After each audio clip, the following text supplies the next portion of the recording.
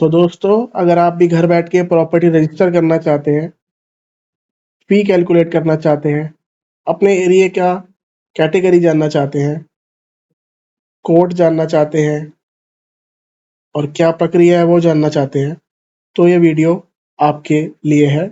सरकार अब ऑफलाइन कागजों के साथ ऑनलाइन भी करती है, काफ़ी सालों से करती है। पहले इसे डोरिस कहा जाता था, अब इसे एनजीडीआरएस कहा जाता है। कैसे एनजीडीआरएस का उपयोग करना है, 9 स्टेप्स है टोटल, कैसे होगा आपको बताता हूँ इस वीडियो में। एनजीडीआरएस। हेलो साथियों, क्या हाल है आपके। आज मैं आपको एनजीडीआरएस के बारे में बताऊंगा। एनजीडीआरएस क्या है, व्हाट इज एनजीडीआरएस।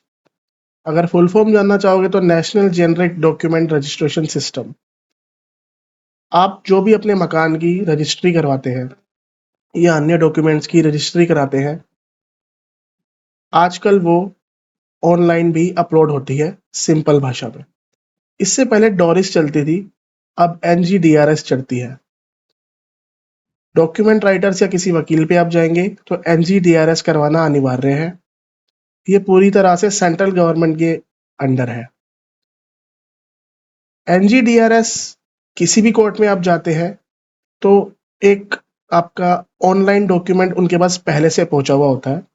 याद रखिएगा, आपके कागजों के साथ इसकी इंफॉर्मेशन चेक होगी और आप अपॉइंटमेंट एनजीडीआरएस से ही ले पाएंगे और उसके बाद अपने कागज लेके निर्धारित तिथि पे कोर्ट पहुंचेंगे और आपकी रजिस्ट्री सक्सेसफुल होगी।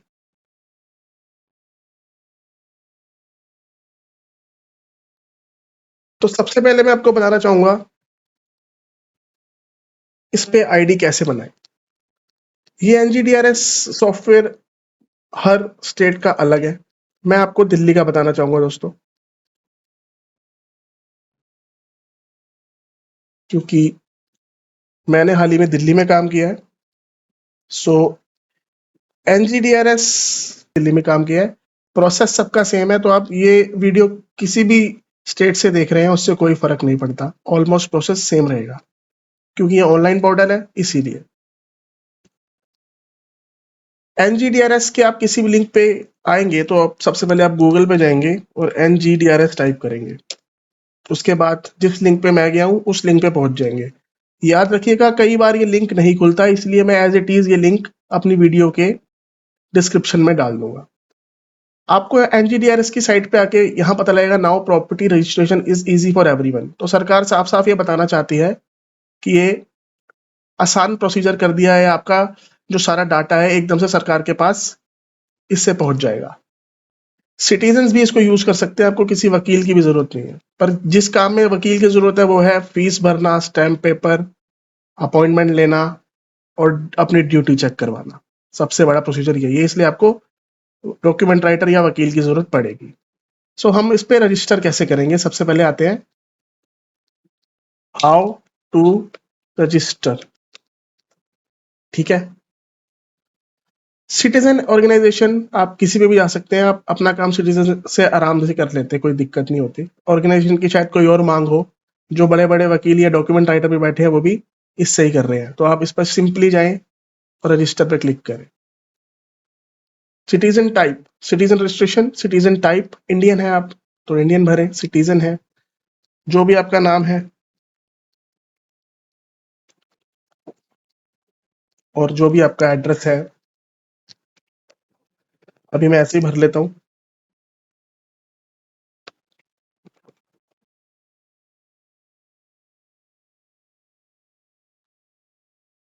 जो भी आपकी ईमेल आईडी है। बहुत इजी प्रोसीजर है, तो जिसको थोड़ा बहुत बेसिक आता है वो आराम से कर लेगा। सब कुछ आपको भरना होगा।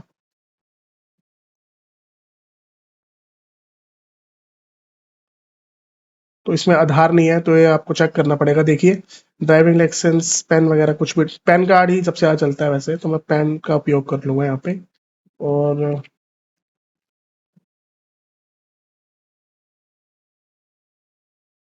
आईडी प्रूफ नंबर मैं अपना डाल देता हूँ।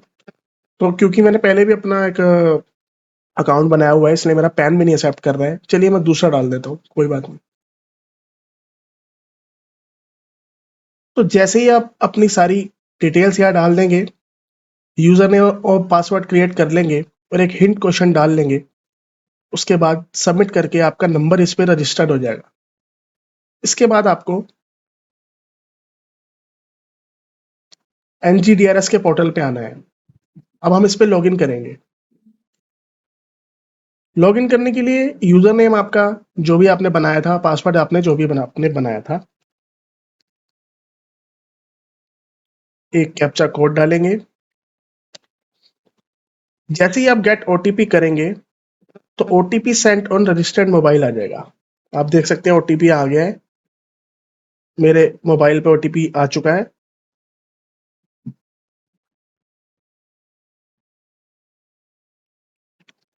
सिंपल मैंने इस पे लॉगिन कर दिया है।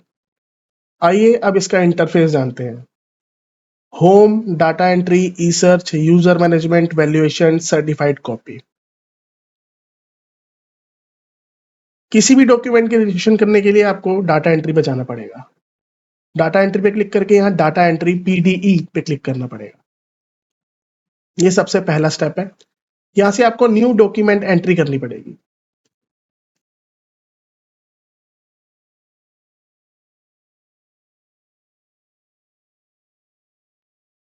अब देखिए NGDRS में क्या क्या है। जनरल इंफॉर्मेशन, पार्टी, 2 विटनेस आपकी अनिवार्य ही है। जितनी पार्टी है उन सबका आधार, पैन सब कुछ लेना पड़ेगा आपको। आधार, पैन। जब आप सेल डीड या मकान बेच रहे हैं तो आपको आधार, पैन दोनों की जरूरत है। यदि आप किराए का काम कर रहे हैं, लीज एग्रीमेंट बनवा रहे हैं, तो आपको सिर्फ आधार की जरूरत है। विटनेस के भी दोनों आधार कार्ड चलेंगे, विटनेस के पैन कार्ड की जरूरत नहीं है। तो जनरल इन्फॉर्मेशन भरेंगे, पार्टी भरेंगे, विटनेस भरेंगे, फी कैलकुलेट करेंगे, पेमेंट करेंगे, प्री रजिस्ट्रेशन समरी करेंगे, डॉक्यूमेंट अपलोड करेंगे, उसके बाद डाटा सबमिट करेंगे। याद रखिएगा, डाटा सबमिशन करने से पहले याद रखिएगा कि आपकी एक एक चीज ठीक है। उसके लिए प्री रजिस्ट्रेशन समरी से हम उसको 2 बार, 3 बार, 10 बार जितनी बार चेक कर सकते हैं उतनी बार करेंगे और अंत में हम अपॉइंटमेंट ले लेंगे। तो टोटल 9 स्टेप है। उससे पहले जान लेते हैं दोस्तों आर्टिकल्स क्या क्या होते हैं, मतलब लोग क्या क्या डॉक्यूमेंट्स का ज्यादातर काम करवाते हैं।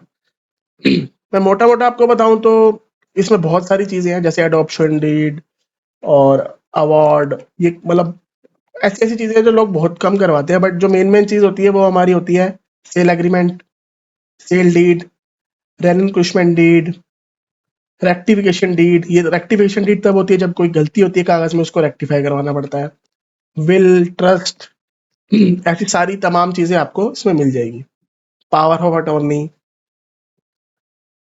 आज मैं आपको सेल डीड से एक एक्सपेरिमेंट करके दिखाऊंगा। सेल डीड वो होती है जब आपके कागज पक्के होते हैं ऑलरेडी, जब आपने परपेचुअल लीज से कन्वेंस डीड आपकी कन्वर्ट हो चुकी होती है। जैसे रोहिणी में ये ज्यादा होता है, कच्ची कॉलोनियों में ये कम होता है। सेल डीड 10 पेजों की भी होती है, 11 पेज की भी होती है। जितने आपके सेलर परचेजर है और जितने चेन में इंफॉर्मेशन है, आपकी फाइल में इंफॉर्मेशन है, उस हिसाब से चुनते हैं। तो आप उस हिसाब से यहाँ 10, 11, 12, 14 पेजों तक भी पहुंच सकती है। ठीक है। उसके बाद जहां भी आपकी कोर्ट है, वैसे तो आप कहीं भी करवा सकते हैं आज की डेट में, बट मान लीजिए हम रोहिणी का करवाएंगे।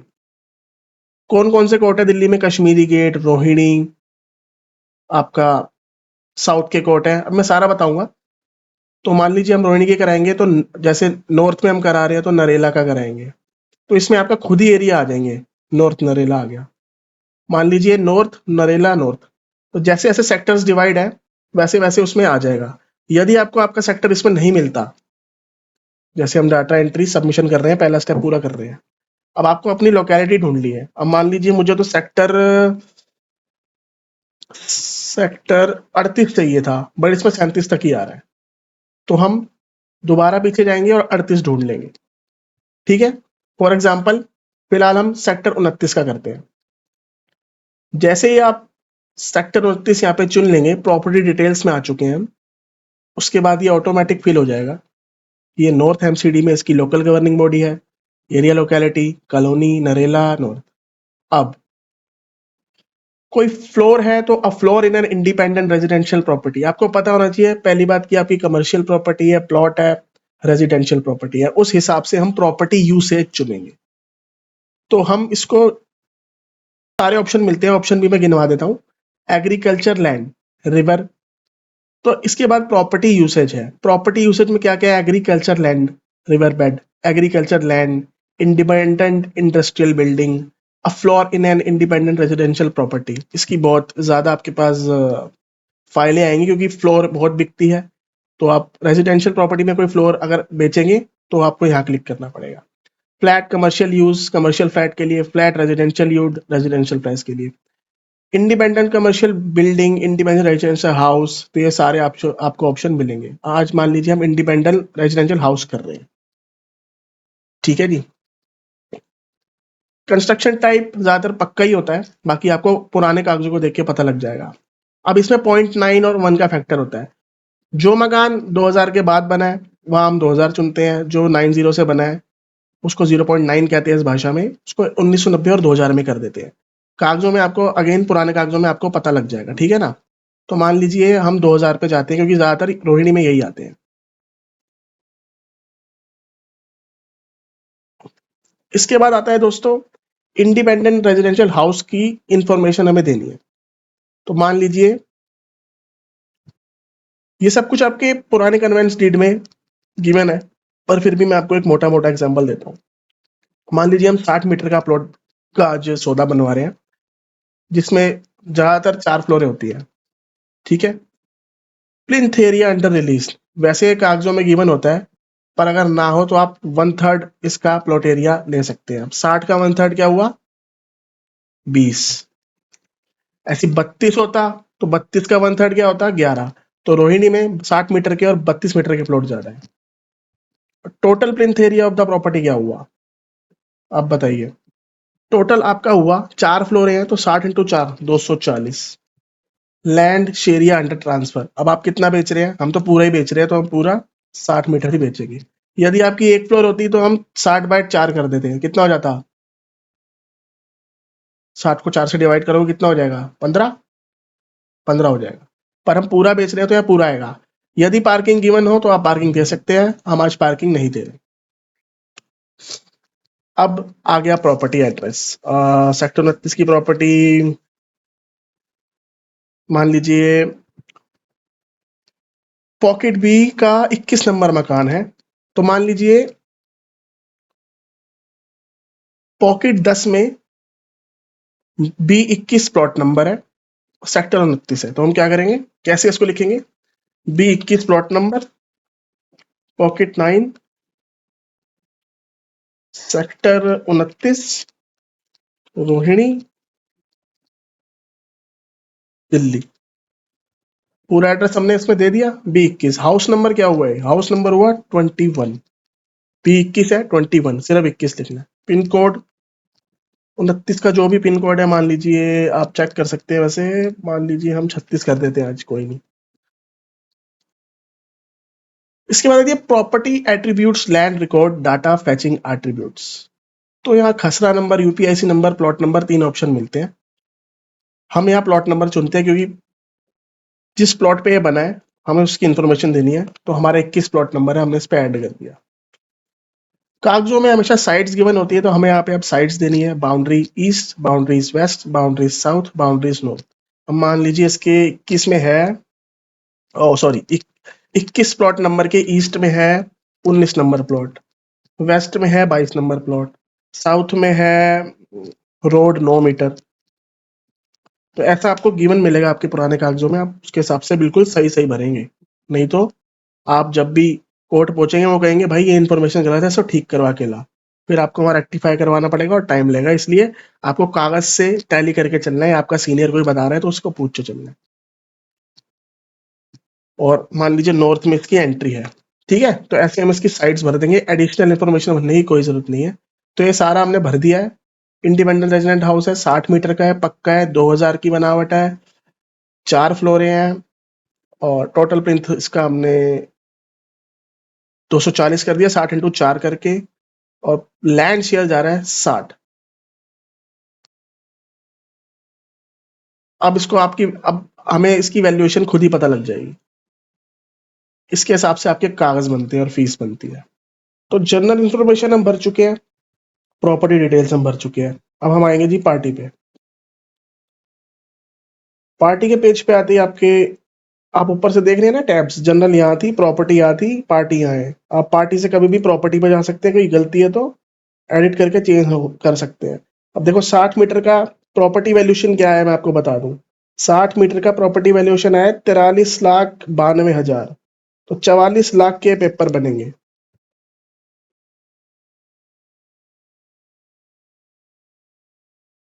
ठीक है जी। अब हम आ गए पार्टी पे। Select party type, Clement, seller, purchaser. सबसे पहले हम जाएंगे सेलर पे। अब मान लीजिए बेचने वाले हैं शैलेश शर्मा, जिनके पिताजी का नाम है गौरव शर्मा। तो आप उनके आधार, पैन और पुराने कागजों से टैली करके ये भरे। जो भी नाम चलता है वो चलता है पुराने कागजों वाला। अगर शैलेश कुमार है तो शैलेश कुमार रहेगा, फिर आधार वाला मत डालना। अगर उनके पापा का नाम गौरव नाथ है तो फिर गौरव नाथ हो जाएगा। जरूरी नहीं है कि दोनों को शर्मा ही करना है। मान लीजिए उनके कागजों में गौरव नाथ चल रहा है, सन ऑफ गौरव नाथ, तो हमने गौरव नाथ करना है। मान लीजिए खरीदने वाले की एज है 38 साल, और अभी मैं रैंडम आधार नंबर डाल रहा हूँ। आइडेंटिफिकेशन टाइप आधार, यहाँ दोबारा यही कॉपी कर देना आप, यहाँ से Ctrl+C, Ctrl+V। क्योंकि हम प्रॉपर्टी बेच रहे हैं तो यहाँ बैंक का, इनकम टैक्स का मसला है सारा, तो पैन डिटेल्स भी आएगी। ये हमने पैन डाल दिया, जेंडर डाल दिया। मेल कोई रिक्वायर्ड नहीं होता, पहले तो मेल नहीं आता था। मोबाइल नंबर, मोबाइल नंबर कभी अलग अलग मत डालें। जो डीलर आपके पास आया है, क्योंकि अंत में फ़ोन उसके पास ही जाना है, अगर कोर्ट भी करता है या हम भी करते हैं, तो मोबाइल नंबर हमेशा प्रॉपर्टी डीलर का डालें, या जो जो भी पार्टी आपके पास मकान खरीदने या बेचने है, जो मेन पार्टी है जो एग्जीक्यूट कर रही है, ठीक है जी, जो कि प्रेजेंटेटर है। अभी प्रेजेंटर भी हम चेक करेंगे, वो देखना आप। मान लीजिए मैं इसमें नंबर डाल देता हूँ उसी पार्टी का। प्रेजेंटेशन एग्जाम्पशन में आपने कुछ नहीं करना, एड्रेस डाल देना है। तो जो भी एड्रेस, तो जो भी फर्स्ट पार्टी का एड्रेस है, सेलर का एड्रेस है, वो आपने डाल देना है। जैसे वो मान लो 78 चांदनी चौक में रहता है वो। इसमें ये एड्रेस नहीं डालना जो मकान बिक रहा है, इसमें वो जहाँ उसके एड्रेस या तो पुराने वाला कागजों में गिवन है या जो आधार में गिवन है, आपको वो डालना है। चांदनी चौक, दिल्ली। ठीक है जी। होम विजिट में नो रखना है, बस को होम विजिट में यस करेंगे तो और फीस लग जाएगी। ईमेल पहले नहीं आता था, फिलहाल मैं डाल देता हूँ यहाँ पे कोई भी, ताकि आपको आइडिया मिल जाए। फिलहाल मैं अपने डाल देता हूँ। तो आज हमने, तो अभी हमने सेलर को ऐड कर दिया है। जब आप सेलर को ऐड करेंगे तो नीचे आ जाएगा शैलेश शर्मा, ये रहेगा प्रेजेंटर, क्योंकि ये आया अपने कागज लेके अपने बगान बिकवाने, तो ये हमारा प्रेजेंटर बनेगा। तो जब आप यहाँ पैन डिटेल सही डालेंगे तो वेरीफाई पैन आराम से हो जाएगा। फिलहाल नहीं होगा क्योंकि मैंने गलत डाला है। ओके जी। अब हम सीधा सीधा आते हैं परचेजर पे। अब मान लीजिए एक लेडीज खरीद रही है, तो हम इसको दोबारा पार्टी में, आपको अब यहाँ से हमने पहले सेलर चूज किया था, परचेजर चूज कर रहे हैं। हम मान लीजिए अब कोई लड़की खरीद रही है, फीमेल खरीद रही है, तो हम उनको नीलम आहूजा कर देते हैं, आहूजा रहने देते हैं। नीलम गुप्ता कर देते हैं, क्योंकि गुप्ता लोग मकान बहुत खरीदते हैं। जिनके फादर का नाम रख देते हैं ब्रिजेश गुप्ता। एज इनकी कर देते हैं जी 44। आधार अभी मैं गलत डाल रहा हूँ, और सेम आधार यहाँ डालिएगा आप, यहाँ से कॉपी करके। याद रखिएगा ये परचेजर है, सेलर और परचेजर अलग अलग है।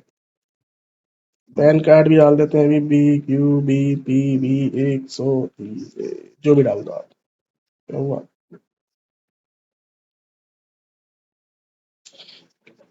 ठीक है जी। जेंडर फीमेल रहेगा, याद रखिएगा। अभी वही वाला ईमेल वो डाल देता हूँ मैं, और नंबर भी, नंबर सेम चलेगा, ठीक है ना। अभी तो चाहे मैं कुछ मतलब आपको दिखा रहा हूँ, नंबर पार्टी का चलेगा या प्रॉपर्टी डीलर का चलेगा। अब मान लीजिए इनका एड्रेस है वो चांदनी चौक रहते थे, ये रहती हैं हमारी सेक्टर 5 वही नहीं कर देते इनका। यदि आपके पास पुराने कागज नहीं है, अब मान लीजिए सेलर के तो आपके पास डॉक्यूमेंट्स हैं, पुराने कागज हैं, जो पुराने कागज में उनके पिता का नाम चल रहा है या उनका चल रहा है। अब जो परचेजर है, उसके आपके पास कोई पुराने कागज तो नहीं है ना, उसका तो सारी डॉक्यूमेंट्स आधार और पैन वाली डलेगी, इसलिए उनका आधार पैन, दोनों का आधार पैन बहुत जरूरी है, दोनों से टैली करना बहुत जरूरी है। अब देखिए, जनरल इन्फॉर्मेशन हो गई, प्रॉपर्टी डिटेल्स हो गई, पार्टी हो गई। पार्टी के जैसे नीचे आएंगे, हमें एक सेलर मिल गया, शैलेश शर्मा, इसकी इंफॉर्मेशन हमने डाल दी, प्रेजेंटर बना दिया। प्रेजेंटर फर्स्ट सेलर ही रहेगा, जो मेन सेलर है, जिसका नाम सबसे पहले है। नीलम गुप्ता परचेजर, दोनों क्या है, इंडिविजुअल है, कोई कंपनी नहीं है, कोई कुछ नहीं है, वो बाद में कंपनी का भी कभी बनाएंगे। पैन वेरीफाई करना है, अभी नहीं होगा क्योंकि मैंने गलत ही डाला हुआ है, जब आप सही डालेंगे तो सही आएगा। अब क्या चाहिए, डी पार्ट पे आते हैं, दो विटनेस चाहिए। दो विटनेस चाहिए, विटनेस कोई भी हो सकती है। विटनेस इनके घर का बंदा हो सकता है, एक विटनेस डीलर भी हो सकती है, बस तो घर का ही बंदा चाहते हैं, जिससे ऑथेंटिकेशन बनी रहती है। तो मान लीजिए विटनेस में आ रहे हैं हमारे ओम प्रकाश जी। ओम प्रकाश, तो विटनेस का ऐसा नहीं है कि यहाँ पे लिखना पड़ेगा कि विटनेस किसकी तरफ से आ रही है, विटनेस किसी भी तरफ से आ रही हो, बस दो विटनेस चाहिए उन्हें। ओम प्रकाश, और ये विटनेस वही होनी चाहिए जो उस दिन अपॉइंटमेंट वाले दिन कोर्ट में प्रेजेंट होगी। अगर ये विटनेस वो नहीं हुई तो आपके कागज नहीं होंगे। ठीक है जी। विटनेस का आधार, और विटनेस कहाँ रहती है, 74 चांदनी चौक। एक विटनेस करी, सेव कर दी।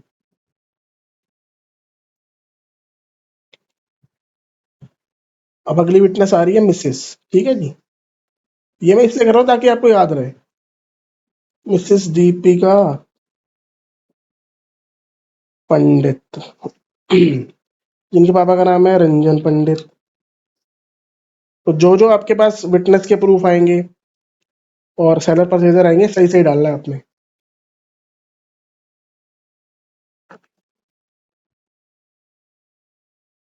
ये रहती है जी 59 सेक्टर 5 रोहिणी दिल्ली। आप ये मत सोचना विटनेस का है तो कुछ भी डाल देंगे, आपको सही सही चीज ही डालनी है। अब दोनों विटनेस में जो जो आप सही करते जाएंगे, तो जनरल इन्फॉर्मेशन हमारी सही हो गई, ग्रीन हो गई, प्रॉपर्टी डिटेल सही हो गई, ग्रीन हो गई, पार्टी सही हो गई, ग्रीन हो गई, विटनेस सही हो गई, ग्रीन हो गई। फी कैलकुलेशन आ जाओ, अब मुख्य मुद्दा है ये। अब हमें फी कैलकुलेट करनी है, क्योंकि जब भी आपका वकील या आप फी बनाएंगे सबसे पहले, तो आप उसको कागजों पर बिना ये सब करे, जब आपके पास पहले पार्टी आएगी तो आप उसको समझाएंगे कि भाई ऐसे ऐसे है और ऐसे ऐसे है, तो इतने के कागज होंगे, इतने के होंगे। तो उसके हिसाब से हमारा कंसिडरेशन अमाउंट बनता है, जो कि स्टैम्प पेपर पे आता है। तो हमने 44 के कागज बनाए हैं, 1 2 3 4 5, तो जितने के कागज मिलते हैं यहाँ पे इतना आता है।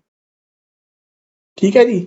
अब यहाँ पे हमारी फीमेल खरीद रही है, ये याद रखना, इसलिए 100% फीमेल शेयर जा रहा है। अब ये पार्ट जरूरी क्यों है, क्योंकि फीमेल का जो स्टैम्प ड्यूटी अमाउंट लगता है या दूसरा अमाउंट लगता है, प्रोसेसिंग अमाउंट, वो 1% कम लगता है। और यदि कागज 25 लाख से कम हो तो 2% कम भी लगता है। ये बात आप अपने वकील से या अपने सीनियर से पता करके फिल करें। और जो भी जितने का भी आपका स्टैम्प पेपर आने वाला है, कंसिडरेशन अमाउंट वही होता है। क्योंकि 43 लाख 90 का सर्कल रेट निकला है, तो 44 लाख के हमारे कागज बन रहे हैं, कैलकुलेट एंड सेव। अब आपके पास सब कुछ फीस वगैरह आ जाएगी। ये देखिए, जैसे हमने सेव किया, स्टैम्प ड्यूटी 88,000 की बन रही है, ट्रांसफर ड्यूटी 1,32,000 की बन रही है, तो पूरी आपकी 265 की जा रही है, 265,100।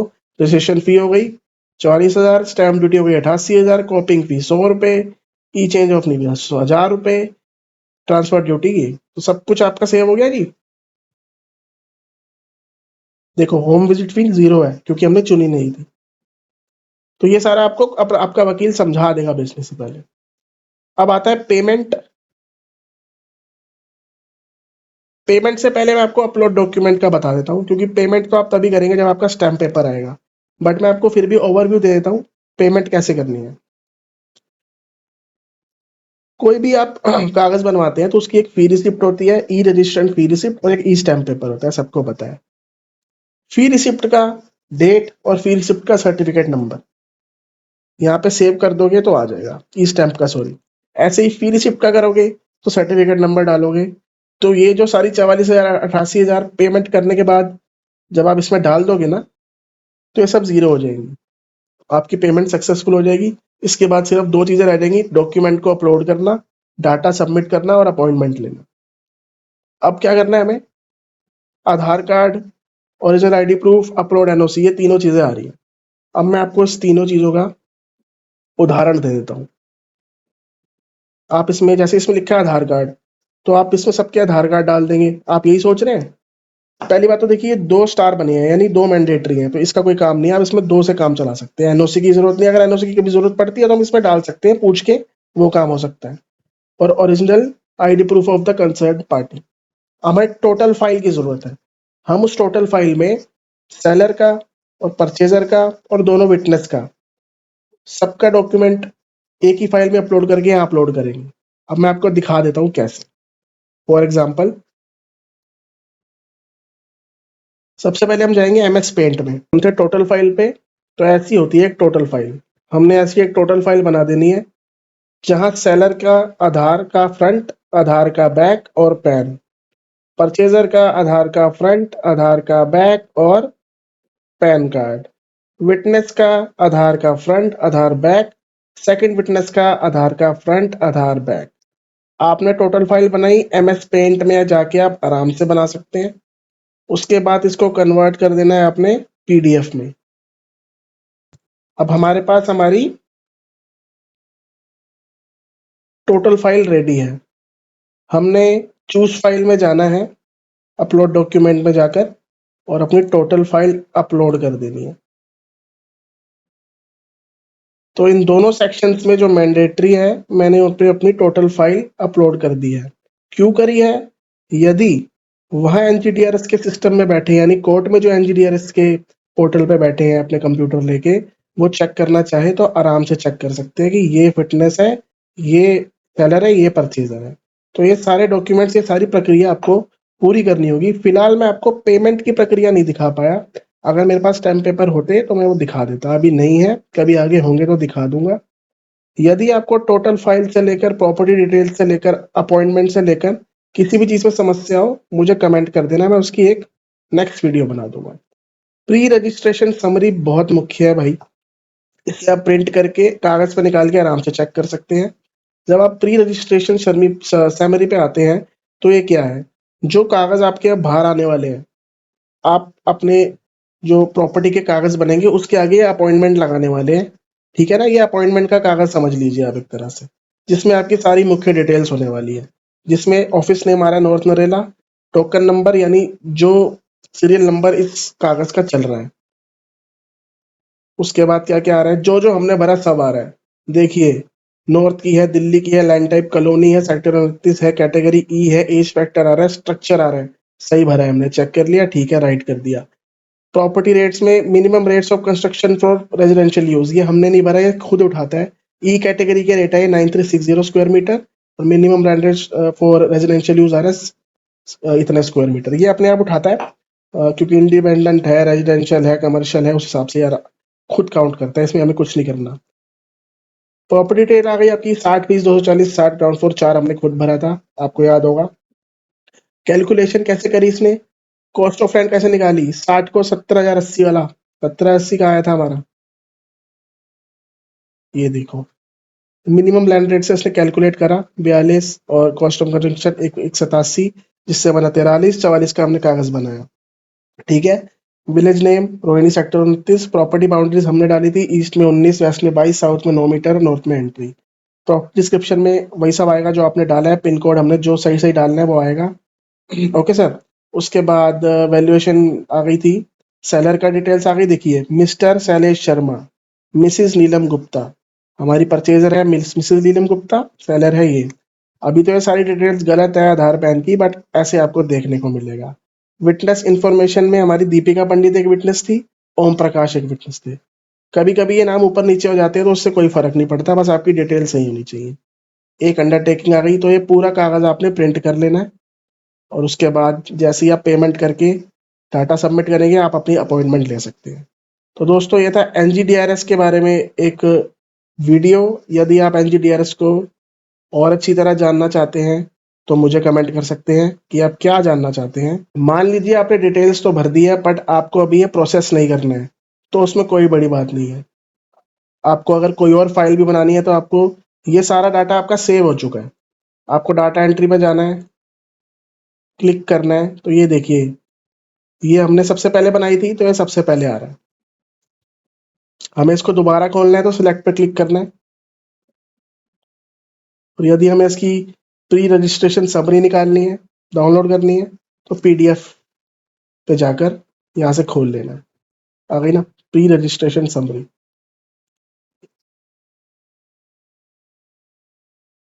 जैसे ही आप अपॉइंटमेंट ले लेंगे आपके पास अपॉइंटमेंट का टाइम आ जाता है। जैसे ये अपॉइंटमेंट हमने ली थी 30 जनवरी 2024 की, हमने sale within MC area किया था तो डॉक्यूमेंट टाइटल आ जाता है। अगर हम 5 साल की लीज पे देते तो यहाँ पे डॉक्यूमेंट ऐसे आता। अपने डॉक्यूमेंट को पहचानने के लिए दूर से ही आप इसके लास्ट के 4 शब्द या 5 शब्द 5 डिजिट लिख सकते हैं कि 9393 नीलम जी का था, जिससे आपको याद रहे। एक डायरी बनाए और उससे आप आराम से काम कर सकते हैं। नॉर्थ नरेला का भी आता है, कंझावला का भी आता है, पीतमपुरा का भी आता है, रोहिणी साइड जितने भी काम होते हैं रोहिणी कोर्ट में। तो ऐसे ही अलग अलग कोर्ट में अलग काम होते हैं। शास्त्री नगर के अलग होते हैं, कश्मीरी गेट में होते हैं, कहीं होते हैं।